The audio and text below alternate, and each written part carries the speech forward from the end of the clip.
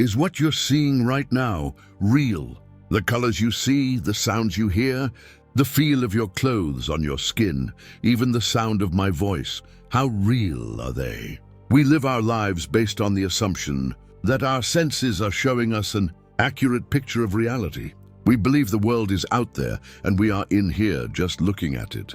But what if I told you this entire idea is wrong?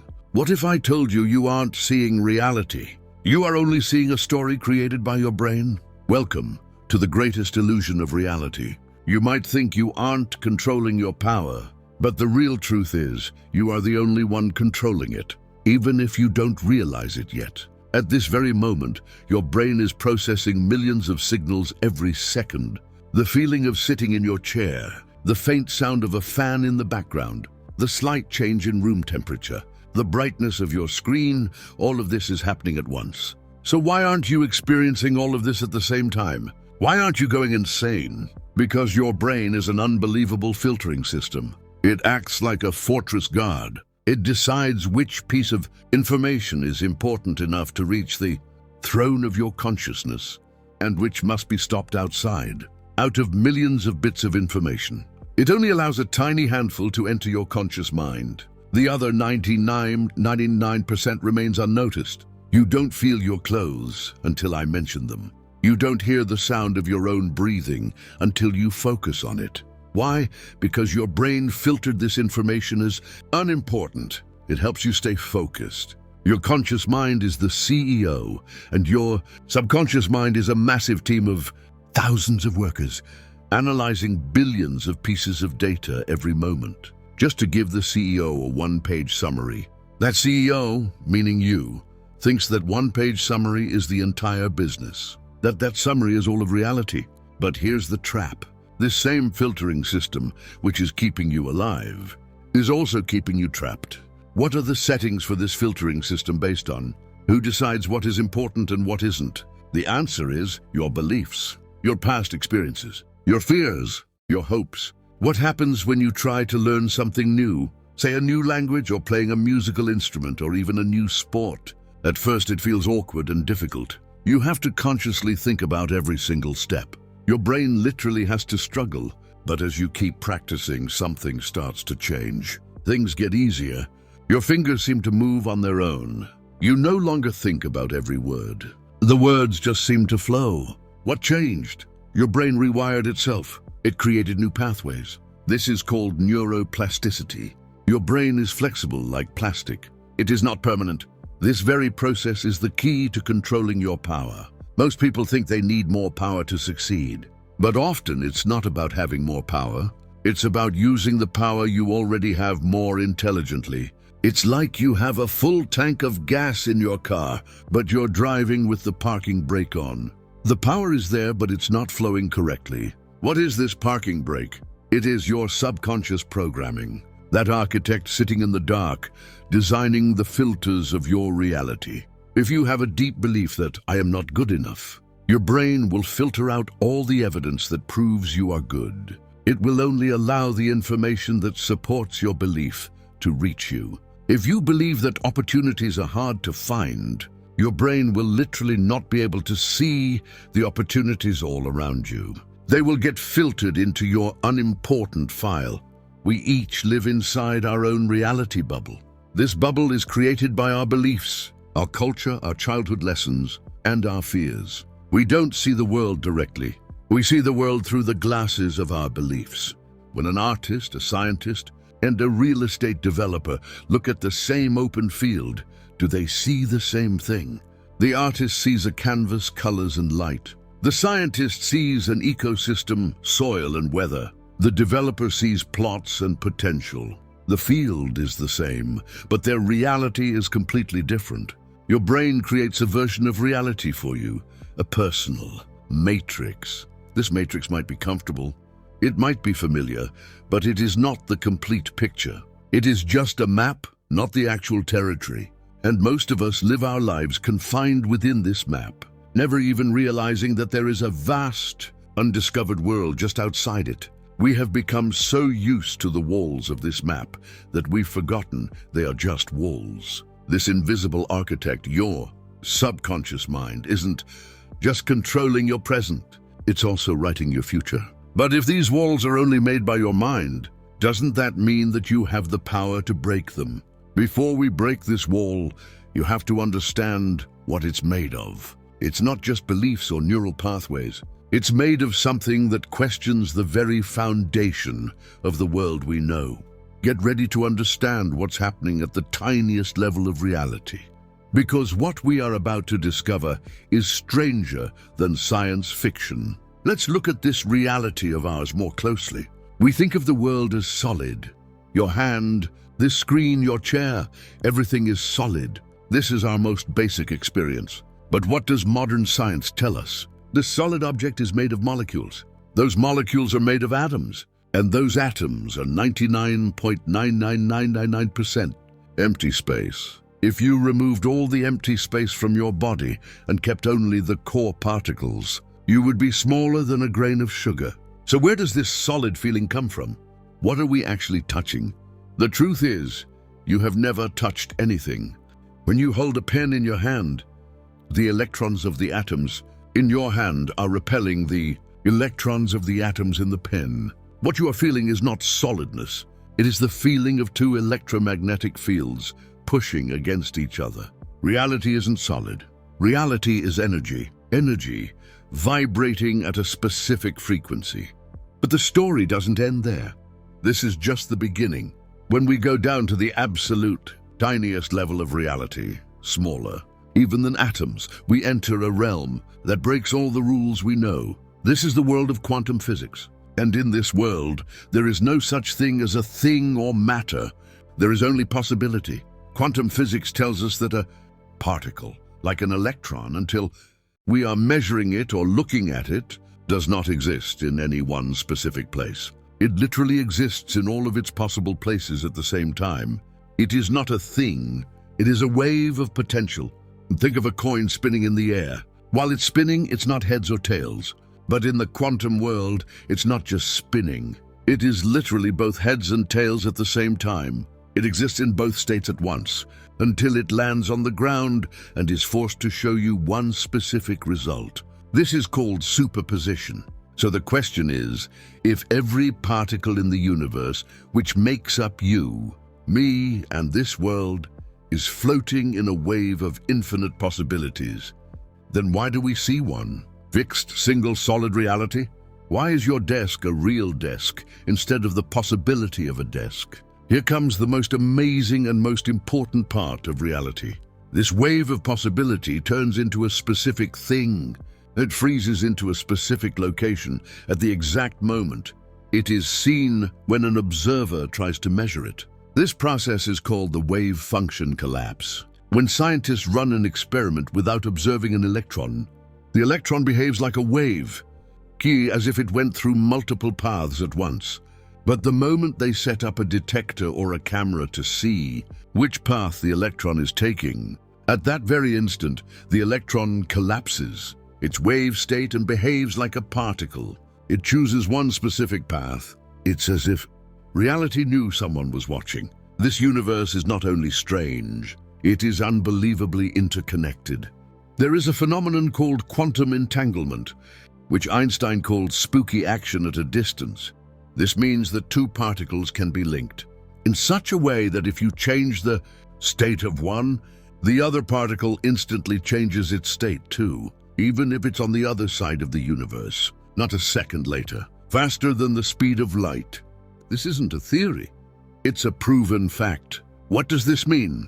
It means that on a deep level, everything is one. Separation, or being separate, is just an illusion. We are all part of one unbroken quantum field. We live in an ocean of infinite potential.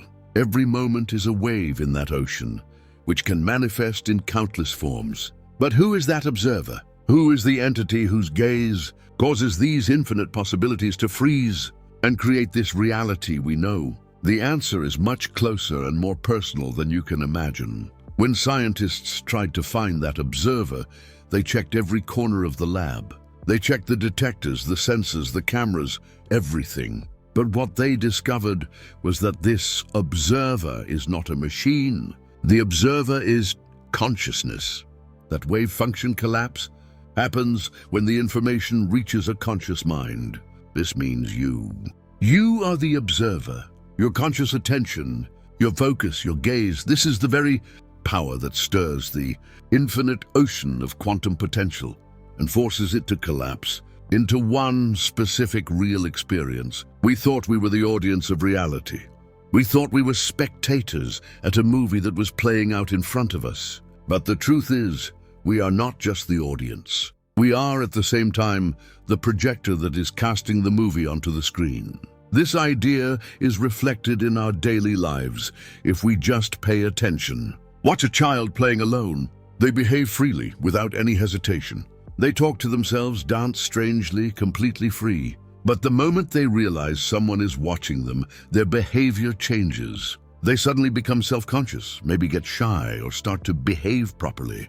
Your attention, your observation, literally change that child's behavior. Now, apply this principle to every particle in the universe.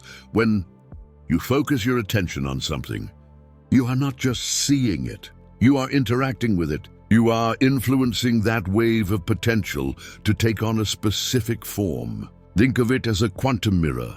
A normal mirror just shows your reflection. But this quantum mirror is strange. When you stand in front of this mirror, it doesn't just show your reflection. It creates the reflection based on your act of looking. What you expect to see, what you are looking for, that is what the mirror decides to show you. If you look for chaos, the mirror will show you a reflection of chaos. If you look for potential, the mirror will show you a reflection of potential.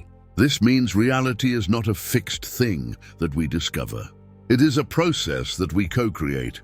It is a constant dance between the observer and the observed. This is why our old ideas about controlling energy don't work. We have always thought of energy as something separate from us. We thought we could control it from the outside, like a puppet master pulling strings. But we are not the puppet master. We are part of the dance itself. We are inside the mirror. We are part of the very energy field we are trying to control. When you focus on the palm of your hand and try to feel the energy, a warmth or a tingle, what are you doing? Are you discovering something that was already there? Or is the focus of your attention itself calling that quantum potential, telling that energy to manifest as a specific feeling right there? This realization is both amazing and terrifying because it comes with an enormous responsibility. If our attention is what shapes reality, what are we focusing on all day? Our thoughts, our fears, our beliefs. What kind of reflection are they casting in that quantum mirror? And more importantly, if we can't push energy from the outside, if we are part of the energy, then how do we control it? How do we create a different reality? The answer is hidden in understanding our biggest misconception about the flow of energy. The way we see energy is wrong from the start. We've been taught since childhood that energy travels from one place to another. We see electricity flowing through wires, heat rising from a stove, or light coming from the sun. This idea is so deeply mixed with our daily experience that we never question it. When you flip a light switch, what happens? We think electricity flows from a power plant hundreds of miles away, through the grid, into your house's wires, and lights the bulb. This story sounds good because it fits our daily experience, but it's an illusion, a beautiful lie which hides the real truth. The real truth is more amazing. Energy doesn't come from anywhere, because energy is already everywhere. Your bulb and that power plant are both part of one single unbroken energy field. When the power plant turns on, it creates a disturbance in that field. It's like dropping a pebble into a still pond. What travels is not the water. What travels is the wave. That wave reaches your bulb at the speed of light and forces the energy already in the bulb to change its state into the state of light. The electrons in the wire barely move an inch. They just nudge the electron next to them, which nudges the next one, like a wave. Energy didn't flow, the state of energy changed. This idea applies to everything. We say heat rises, but heat isn't a thing that can rise. It's just a form of energy, spreading into its environment to find balance. When you put your hand near something hot, heat isn't coming to you. Rather, the atoms in your hand are starting to vibrate faster because of that high energy field. Your energy field state is changing. Sound is the same. Sound isn't a thing that travels through the air. It's just a change in pressure, a vibration in the air, which itself is a form of energy. It's a pattern within that energy field. Even gravity, we think of it as a pull between two objects. But modern science says it's not a force. It is the curving of space-time. Objects are just trying to follow that curved path, seeking balance. Everything is seeking balance. Everything is part of one unbroken field. This new perspective changes the entire game of energy control. As long as we think we have to push or pull energy from one place to another, we are like someone trying to move a river with a bucket. We are using our own limited strength to change an infinite system. But when we understand that energy is everywhere, our job isn't to push, our job is to direct. Our job is not to try and stop the river's flow with a bucket, but to build a dam or cut a new channel to change the direction of that flow. We don't create energy, we create the right environment for energy to transform from one state to another. And how do we create this environment? Exactly the way we collapse the quantum wave with our attention, with our consciousness. When we talked about the observer in part 3, we said our attention shapes reality. Now we understand why. Because we are part of that unbroken energy field, our intention is a disturbance in that field. It is the pebble that we drop into the pond of potential. When you sit quietly and focus your attention on a specific goal, you are not doing something imaginary. You are literally creating a frequency in that unified energy field. You are telling the energy of that field to arrange itself into a specific pattern. When you place your belief in something, you are turning that belief into a specific frequency, which creates a resonance in that field. We are conscious beings floating in an infinite field of energy, with the power to influence that field. So the question is, why are we stuck in our lives? Why do we see the same unwanted patterns over and over? If we hold the key to open the dam, why aren't we using it? The reason is simple. We live in a prison with no walls, no locks, and yet we cannot leave. Because this prison isn't built of bricks and stone around us. This prison is built inside our perception. It's a prison whose walls are invisible, whose locks are hidden in our thoughts. It is our comfort zone. Who built this prison? The same architect we met at the beginning. Your subconscious mind. The same filtering system that was designed to protect you from unnecessary information has, over time, become the walls of your prison. These walls are built from beliefs like, I can't, it's impossible. What will people say? I am not worthy of this. And this prison has guards. They are your own doubts, your fears, your old habits. They constantly patrol the walls. Anytime you try to get near a wall, anytime you think of doing something new, these guards spring to life. They remind you of old failures. They show you the fear of risk. They tell you, don't go outside, it's safer in here. And do you know the prison's most clever trick? It makes you believe that this prison is the entire reality. That filtering system becomes so strong that it filters out the existence of anything outside the walls. If an opportunity doesn't fit your belief wall, you literally do not see it. If evidence challenges your I'm not good enough belief, your brain ignores it. You're stuck in a self-repeating loop. What you believe you see, and what you see reinforces your belief. The walls get stronger. But if these walls only exist in your perception, then the key must also be inside you. And that key is neuroplasticity. The same process we discussed at the beginning. Your brain's ability to change itself to create new pathways. And the most powerful tool to create these new paths is your imagination. We often dismiss imagination as child's play or unrealistic thoughts, but at the intersection of quantum physics and neuroscience, imagination is the architect of reality. Think of your mind as a movie projector. It is constantly projecting mental movies onto the screen of your reality. The problem is, most of the time, we let this projector run on auto mode. It constantly replays old negative films, old failures, past pains, future fears. And because these films are so vivid, your body and your energy field react to them as if they are really happening.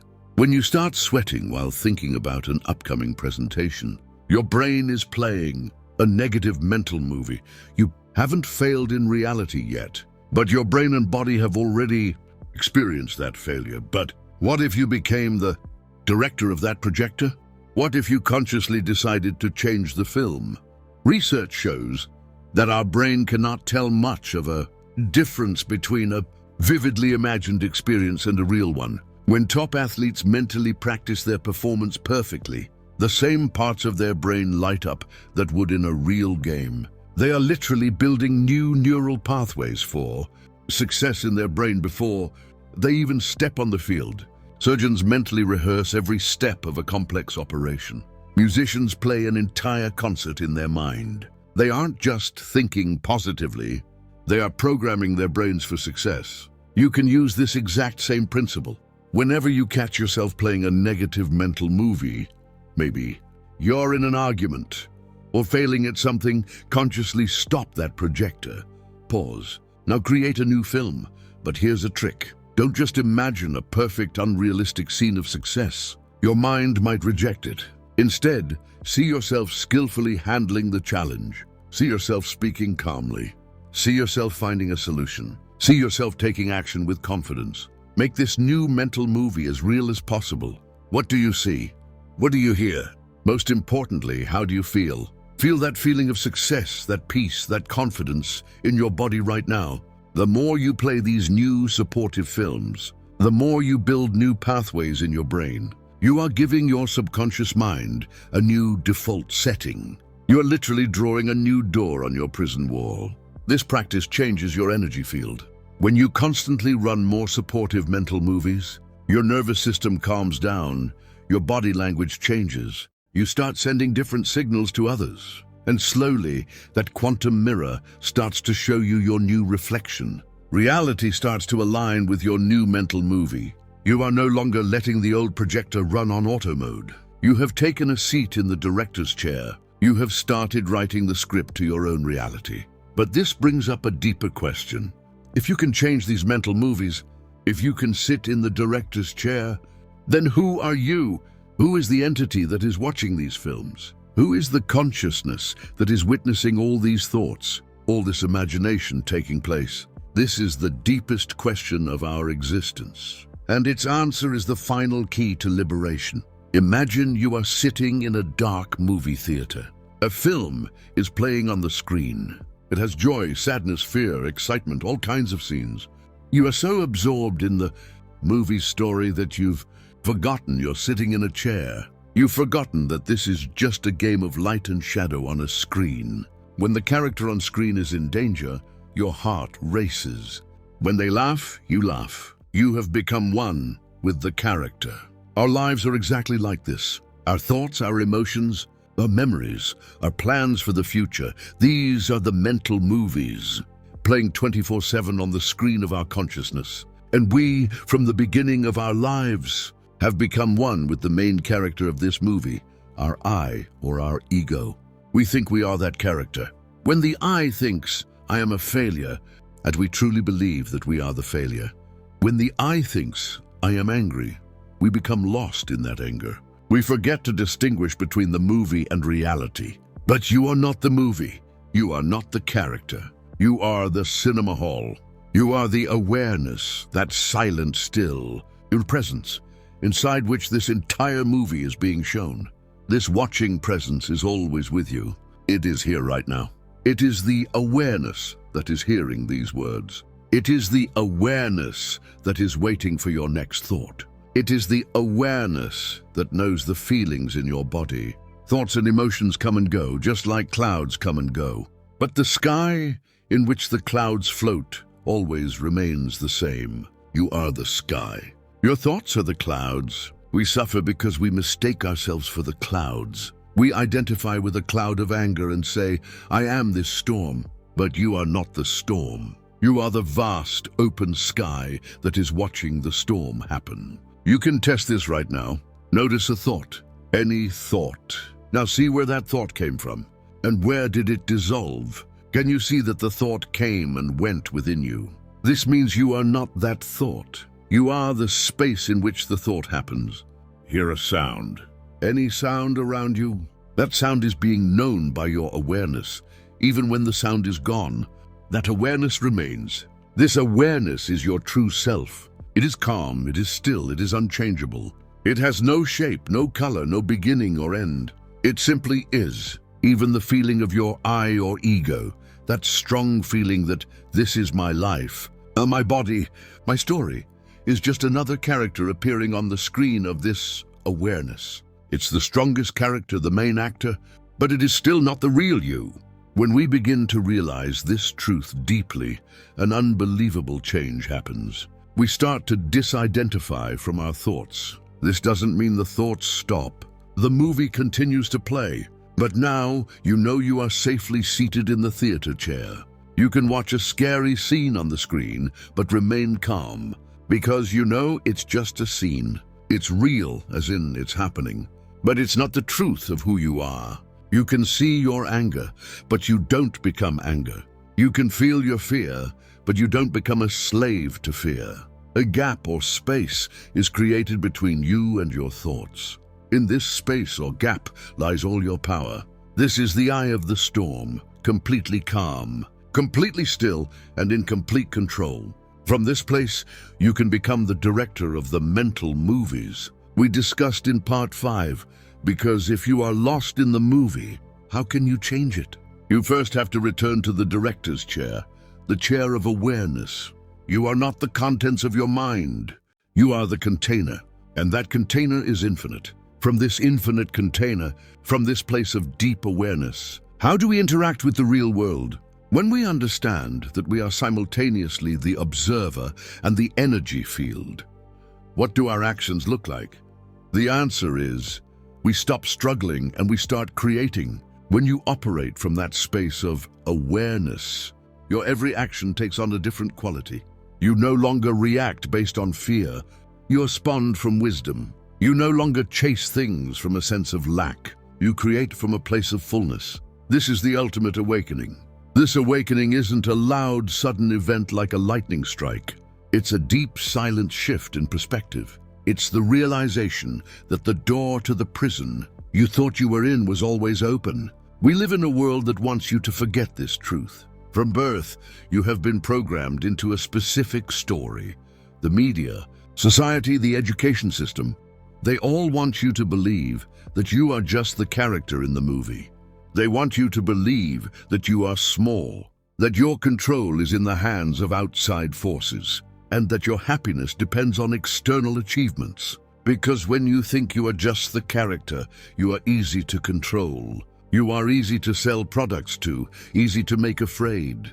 But when you realize you are not the character, you are the awareness, the cinema hall, the entire game changes. You see through the illusion of the system. You see that this giant production of fear, anxiety, and competition, it's all just more scenes in the movie, designed to keep you trapped on the screen. This awakening doesn't mean you become detached from life. It means the exact opposite. For the first time, you truly begin to participate in life. But now, you are playing by your own rules.